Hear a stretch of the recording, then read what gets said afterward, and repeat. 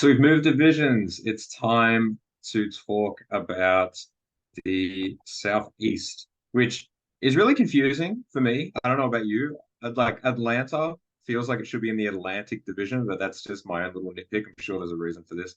So we're talking about the Hawks, and the Hawks are an interesting franchise. A little bit fun with Dominique back in the 80s and 90s, but not really had the success that we wanted. They did have that weird 60-win team with Kyle Korver and Al Horford and Paul Millsap, and everyone loved them as a team, and then they got swept by LeBron.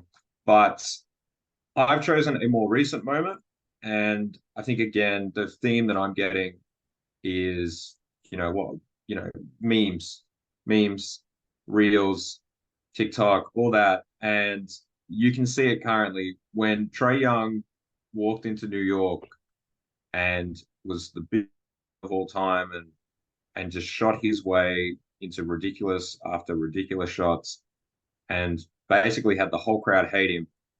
You kind of realized, and it threads into the photo that you've got, that Atlanta got a very good player in that trade. They didn't get the best player in that trade, but they still got a very high caliber player. And that's quite rare because normally what happens in these kind of rookie trades or, draft day trades is one team regretting it way more than they should. And I think Atlanta maybe does regret it a little bit. Luka would have been a far better pick, but it's not like they got shortchanged horribly.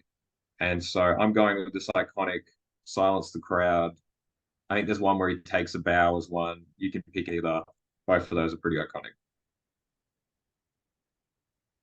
I pulled up when was the last time the Hawks won a championship. You want to take a guess here? Do you know this fun Uh, if fact? they did, if they They've did won one. win They've it, won one apparently, according to yeah. Google. So I'm gonna say Bob Pettit would have been an important part of that team, and I want to say is not like 1966 the year. Oh, 1958. All right, 1958. Okay. And that play was probably part of the challenge for me when I was looking and thinking about images to select for the Hawks. It felt really limited. Hey, look, you're Trae Young going to MSG, putting on a show, playing up to the crowd. Love it, love it. Your images are, it's a good moment. Um, to suggest to me, obviously, and I obviously didn't pick that image, is the most iconic image in the franchise history, in my memory at least, or at least in recent memory. I think it feels like a stretch. And I thought about maybe picking something from like the Hawks when they won 60 games, and they had I think four All-Stars that year. Um, but that whole team fizzled out, and then coach got fired, everyone got traded, and people got old, right? And that was it. And and ultimately, I've gone for the image here of draft day, which you obviously touched upon, where they selected Luka Doncic and traded them for Trae Young. And look, you're trying to make a case for Trae Young. I get it because you selected Trae Young as your image. Let's be clear. But every season, this void, how the Mavs won this trade grows. It's simple as that. All right, Trae Young is a high quality starter in the NBA, borderline all star if he's knocking down his shots and can get those wins, help his team win. Sure. Okay. But Luka is and going to be one of the greatest of all time and something we've talked about before. And there's a big difference in that.